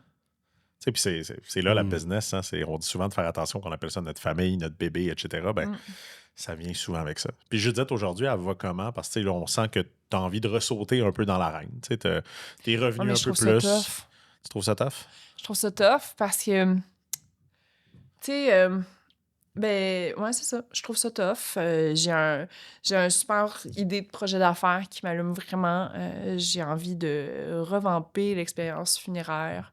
C'est quelque chose qui me fait vraiment triper. Ça, il n'y a pas de décroissance. De ce que j'ai compris, il y a toujours de la croissance dans ce secteur d'activité-là. Avec les boomers, là, je pense qu'il y a quelque chose à faire. Non, mais moi, j'ai vécu une expérience qui était pas à la hauteur de mes attentes. Puis en parlant avec beaucoup de gens, j'ai découvert que c'était comme ça pour beaucoup de gens. Ouais. Puis je trouve qu'en tant que Québécois, on n'a pas... Tu sais, justement, là, il y a eu une genre de déconnexion entre... Ben, pas une genre. Il y a eu une déconnexion entre l'Église et les Québécois. Et là, on est comme dans une perte de sens, quête spirituelle, etc. Fait que ça, c'est un projet d'affaires qui m'allume à peu près 400 millions sur 10. Mais... Il faut que tu repartes. Il faut que je reparte. Puis penses-tu que tu vas encore avoir envie d'être la poster girl, si je peux dire comme ça? Parce que ouais. Tu penses que tu vas avoir encore envie de J'aime retourner? ça. Mettons, tu me dis, viens faire un podcast. Là, il est 5 heures. Tu sais, ouais, j'aime ça. J'aime ça. Je trouve que j'ai bien plus... Tu sais, puis c'est drôle, mettons, mais il y a 6 ans, j'avais des affaires à dire sur lancer une entreprise, puis comment utiliser Facebook, puis les médias sociaux, puis comment faire... Puis là, je trouve que plus t'as ça encore plus va, de choses à dire maintenant. Ça, Oui. plus le discours est étoffé, plus... Puis j'aime cette... Tu sais, comme autant, mettons, t'écris ton blog à chaque semaine qui est une... Ben, qui est de la thérapie, là, c'est très thérapeutique. Là. Ah, c'est Un exutoire. Oui. Sincèrement, oui, c'est un peu thérapeutique. Puis, je pense que je suis pareil. Hein, je suis ressauté dans l'arène publique. Même, je pense que je le suis plus que dans le temps avant de tout échouer. Puis j'ai dit, je peux pas. En fait, je pense pas que je peux me taire. Après, ce que j'ai énormément changé, puis je te le souhaite aussi, c'est que je navigue encore avec l'ego. Ça m'arrive tout le temps. Je suis tout le temps comme... J'haïs les dragons, mais ils vont-tu m'appeler pour aller dragons? Puis, t'as toujours ce feeling-là, que tu le veuilles ou non. Le chat sort finalement du sac. Je savais que tu voulais faire les dragons. T'arrêtes pas de m'écœurer. C'est pour tasser les autres qui a écrit ça. Exact. Mais tu sais, puis je pense justement l'aspect, pour moi, ce qui est dérangeant, parce que je pense qu'on souhaite changer un petit peu dans l'écosystème, puis c'est d'être plus vrai. Puis je pense qu'on a besoin de plus de vrai dans ce monde-là, justement, de moins de gens parfaits. T'sais, de ce que tu vis, que tu parles aujourd'hui, dire, j'ai eu mal, j'aime que tu dises, j'ai pas honte non plus. Sincèrement, j'ai honte de quelques trucs, mais je pense pas que globalement, t'as pas volé personne. T'as pas, puis il y a beaucoup d'entrepreneurs qui ont volé des gens. Il y a beaucoup d'entrepreneurs qui ont menti. Pour profiter, là, on a vu un paquet de gens dans la sphère publique, des gens qui sont devenus multimillionnaires, multimilliardaires, qui étaient sur des yachts, etc., qui ont tout perdu dans les dernières années. C'est pas ton cas. Pour moi, c'est aussi ce qui fait, je pense qu'on avait envie de t'accueillir, c'est que tu as eu un échec entrepreneurial, mais ce qu'on oublie, c'est que la plupart des entreprises finissent comme ça. La plupart des entreprises ne deviennent pas aussi grosses que Cookit, mais l'échec en affaires, c'est plus la norme que le succès en affaires. Puis il y a énormément de gens qui nous écoutent, que c'est des petites shops, c'est des petites entreprises, puis que l'inflation, la restauration, on s'en prend plein la gueule. Ouais. C'est normal de tout perdre, mais ce qu'il faut faire attention définitivement, c'est de rester vrai, je pense, puis tu l'as dit, la transparence. L'aspect de le dire aux gens. Puis moi, ce que j'ai vu durant la pandémie, qu'on a tout perdu, j'ai dit à mes employés, ça va vraiment pas. Je suis retombé dans l'alcool à ce moment-là.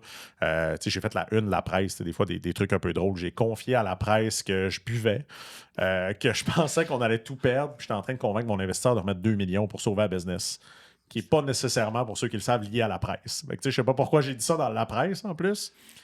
Puis l'équipe est débarquée à la maison, puis ils ont comme fait « Dame, ça va pas ». Puis, moi, j'avais déjà fait faillite, puis je pensais que j'allais faire une deuxième faillite. Fait que la honte, là, cette fois-là, t'avais un PTSD. La première fois, j'étais je viens de me pardonner. Ça fait pas longtemps. Deuxième fois, pour moi, il n'y avait aucune chance qu'on fasse pas faillite. C'était définitif. Il n'y avait plus d'événements. On n'avait plus de clients. On avait brûlé les 5 millions qu'ils nous avaient donnés en l'espace de 8 mois à peu près, parce qu'on avait fait une acquisition à 2 millions que j'ai revendu 100 000 à son propriétaire. C'était complètement fou. Et tu vois, puis j'en ai parlé dans une de mes conférences, puis ça, c'est pas bon pour mes assurances, mais dans ma tête, il fallait que je meure sans que personne ne sache pourquoi pour l'assurance vie. tout mon plan était rendu sur hey, je peux pas tout reperdre. Parce que ma famille, ils ont rushé quand j'ai tout perdu. Là. C'est très, très difficile sur l'entourage de la famille. Puis on s'en tire, mais on s'en tire aussi parce que justement, de dire dans la presse que j'allais pas bien, le fait que j'ai reçu plein de messages de support. Plein de gens qui m'ont dit hey Dom, peux-tu t'aider? Peux-tu aller là? Puis ça, c'est ce que je trouve beau. Je trouve de la communauté entrepreneuriale de plus en plus. Parce qu'on est capable de se donner un coup de pouce. Puis, des Judith, il y en a plein d'autres, mais il y en a plein aussi qui n'en parlent pas, qui étaient moins médiatisés. Puis je pense qu'on a besoin d'en parler plus. Assumer la vulnérabilité qu'on la vit. Puis, tu sais, c'est le fun d'être au top, mais assumer que des fois, on redescend. Puis je pense que c'est de l'apprentissage. Moi, j'espère que ton prochain projet sera encore plus grand. Puis, comme moi, ce que j'ai vécu aujourd'hui, mon entreprise, elle ne serait pas scalée sans ce que j'ai vécu. Ah non, mais c'est parce que c'est tellement formateur. Là. Beaucoup à cet apprentissage-là.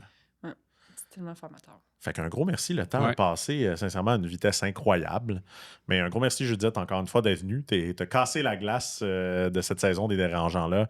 Je pense qu'on passe un bon message aux gens de réfléchir aussi un petit peu à leur plan, de faire attention, de ne pas être trop optimiste. Puis ça, c'est dur, Phil. Je sais que t'es comme moi. On est très optimistes. Je suis optimiste, mais pessimiste en même temps. Fait que je sais entre les deux extrêmes. Cette force-là, je pense. Puis je pense que tu as résisté, contrairement à nous, à l'appel de l'investissement, des levées de fonds. J'ai été tenté, mais j'ai... j'ai presque essayé à faire... Ouais, tu m'as tenté. presque tenté à faire ça. Ouais, j'aime trop ma liberté d'action. Mais je dis pas, Fontaine, je ne boirai pas de ton eau, mais disons que je vais y goûter avant de prendre une grande gorgée. Fait qu'un grand merci à tout le monde qui a écouté l'épisode. Premier épisode de la saison. Il va y avoir plusieurs autres épisodes comme ça où on va aller un petit peu plus dans le creux parce qu'avant, je trouve qu'on restait un peu en surface, mais avec lequel on va creuser un peu plus avec la nouvelle gang des Dérangeants. Donc, si vous voulez, abonnez-vous. On est sur toutes les plateformes de balado. Vous pouvez aussi nous voir sur YouTube si vous voulez voir le kit que Judith s'était fait, mais que oui, vous ne pouvez pas nécessairement si bien vous voir. avez des divans, là. Ça se passe pour moi et Phil. Vous devriez aller... Culottes, là. J'ai fait du style.